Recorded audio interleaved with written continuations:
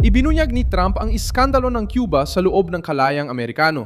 Ngayong Miyerkules, Mayo 27, 2026 na katuon ng Washington sa isang hinalang tumatama sa propaganda ng Havana. Ang rehimen ay nakukulong ng kalaban, pinatatahimik ang mamamahayag at binabantayan ang mamamayan. Gumamit daw ng aktivista, organisasyon, paglalakbay, pagpupulong at pampulitikang presyon sa US para ipagtanggol ang interes nila, labanan ng mga parusa at linisin ang imahe ng diktadura sa ibang bansa. Ang kaso ay tungkol sa investigasyon ng posibleng dayuhang impluensya na may kaugnayan sa rehimen ng Cuba na nakatuon din kay David Ramirez Alvarez. Ayon sa kalihim na embahada ng Cuba sa Washington na tinukoy sa balita bilang tagapamagitan sa mga grupong pabor sa Havana. Diyan lumalabas ang kontradiksyon. Tinatanggihan ng Cuba ang kalayaan ng mga Cubanong nasa isla pero hindi yon ginagawa ng mga kaalyado nito. Ginagamit nila ang kalayang Amerikano para mangampanya, impluensyahan ng mga batas at protektahan ang kastrismo sa labas. Ano ang nasa likod ng network na ito? Bakit may galaw ang Havana sa demokrasya ng Amerika? Paano naging malapit ang impluensyang ito sa politika ng Estados Unidos? Ikwento ko sa iyo lahat yan. Kung gusto mo ng ganitong klaseng diretsong content na walang paligoy-ligoy, mag-subscribe ka na dahil araw-araw may ganitong video dito. Madaling maintindihan at seryosong usapin ang hinalang nasa radar na ng mga federal na otoridad, hindi ito maliit na detalye. May mga organisasyon at influencer sa US na umani nagtulak ng interes pampulitika ng Cuba. Pumilit wakasa ng palusa, ipagtanggol ang pagpunta sa isla, pagandahin ang imahe ng rehimen at hikayati ng Washington na alisin ang Havana sa listahan ng mga estadong sumusuporta sa terorismo. Hindi lang ito opinyon tungkol sa patakarang panlabas. Ang sinusuri dito ay kung nagkaroon ng koordinasyon, direksyon o paggabay mula sa banyagang gobyerno sa mga gawaing pampulitika sa loob ng teritoryo ng Amerika. Si David Ramirez Alvarez ay nasa kwentong ito. Dahil ayon sa inilabas na investigasyon, siya raw ay lumahok sa mga pagpupulong kasama mga organisasyon at aktivista sa Estados Unidos, tinatalakay ang mga panukalang batas at mga hakbang na makakatulong sa rehimeng Kubano. Ipinapakita ng video ng Fox ang diplomatang Kubano na tinutukoy ang mga batas na nais na komunistang gobyerno ng Cuba na suportahan ng mga organisasyon at aktivistang Amerikano. Ito ang puntong nagpapataas ng alarma. Pag nagsalita ang kinatawan ng dayuhang diktadura tungkol sa mga panukala sa Kongreso ng Amerika at tinukoy kung ano ang dapat suportahan ng lokal na grupo, nag-iiba ang tanong. Hindi na lang ito basta pakikiisa, ito ay organisadong pampulitikang impluensya. Ang pagkakaiba ng aktivismo at operasyon ng impluensya ay nasa pagiging bukas o malinaw. Sa Estados Unidos, kahit sino ay pwedeng ipaglaban ng isang layunin, pumuna sa mga sanksyon, mangampanya, magprotesta at humiling ng pagbabago sa panlabas na pulisya. Umigal at kailangan umigal ang kalayang ito. Hinihingi ng batas ng Amerika na magparehistro ang sinumang gumagawa ng ilang aktibidad na politikal sa ilalim ng direksyon o kontrol ng dayuhang prinsipal. Ipinaliwanag ng kagawaran ng Katarungan na ang batas sa pagpaparehistro ng mga dayuhang ahente ay nag-oobliga sa ilang ahente ng gobyerno, partido o dayuhang entidad na isapubliko ang kanilang publikasyon, relasyon, aktibidad, natanggap at ginastos kapag kumikilos para sa mga interes na ito. Diyan lumalakas ang iskandalo tungkol sa Cuba. Hindi laban sa kalayaan sa pagpapahayag ang paratang. Ang paratang ay tungkol sa kakulangan ng transparency. Kung nagsalita ang mga grupo para sa sarili nila, pampulitikang debate yon. Kung nakatanggap sila ng gabay, koordinasyon o suporta mula sa Havana nang hindi idineklara, ibang usapin na yon.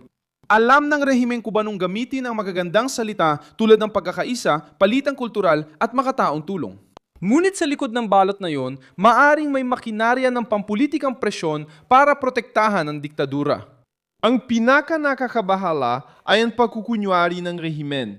Sa Cuba, bawal sa mamamayan ang magtatag ng malayang partido, mag-organisa ng oposisyon, magprotesta laban sa Partido Komunista o humingi ng karapatan ng walang takot sa pagmamanman at parusa.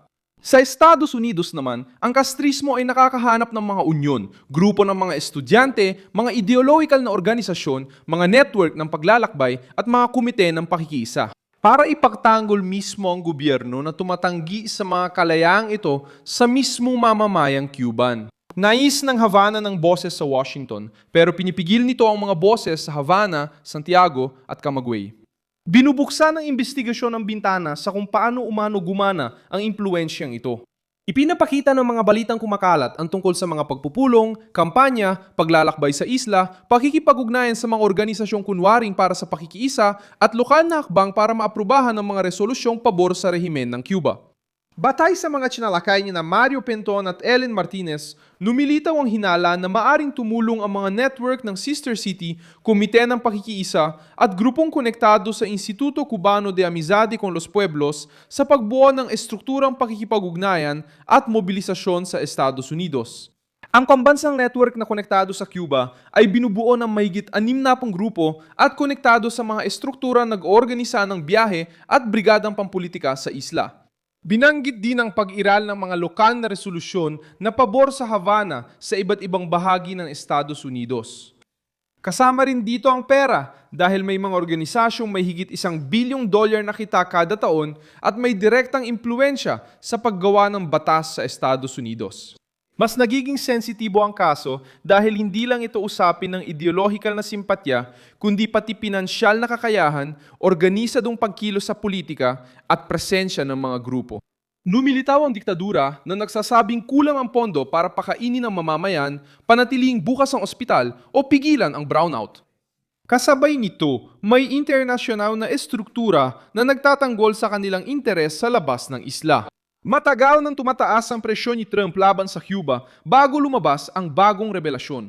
Noong ika-1 ng Mayo 2026, naglabas ang White House ng isang executive order na nagpapataw ng mga parusa laban sa mga responsabale sa panunupil sa Cuba at sa mga nagbabanta sa pambansang seguridad at panlabas na pulisya ng Estados Unidos. Kinumpirma ng Treasury ang paglalabas ng Executive Order 14,404 na napapalawak ng kapangyarihan ng mga parusa laban sa rehimeng Kubano. Nailagay nito ang Havana sa mas maigpit na sitwasyon dahil hindi na lang embargo ang usapan ngayon. Kasama na rin dito ang paratang ng direktang banta, panloob na panunupil at pampulitikang impluensya sa labas ng isla. Naglatag rin ang Departamento ng Estado ng hakbang laban sa mga banta na may kaugnayan sa rehimeng Kubano gamit ang parehong mga parusya. Ito ang dahilan kung bakit nagkaroon ng investigasyon sa dayuhang impluensya sa isang sensitibong panahon para sa Havana. Sinusuri ng aparatong federal ng Amerika ang pinansya, lobby, paglalakbay, mga entidad, diplomatikong kontak at posibleng operatibong pampulitika sa teritoryo nila.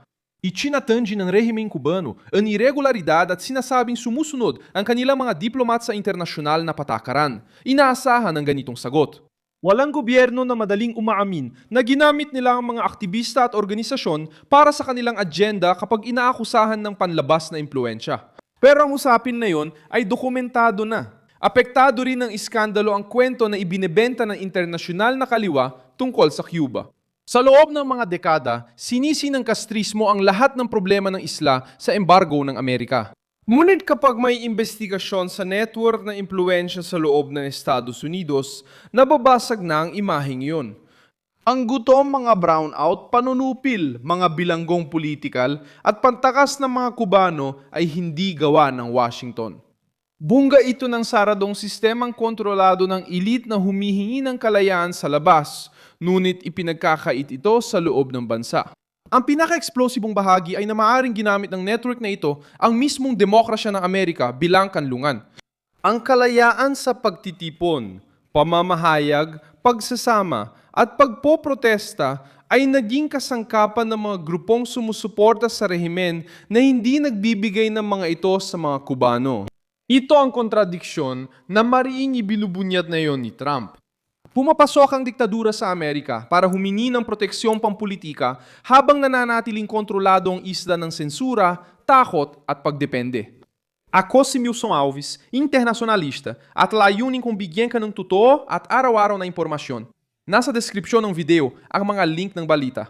I-like ang video, mag-subscribe sa channel, at sa huli, tingnan ang mga komento para mas maging aktibo sa komunidad ni Milson Alves.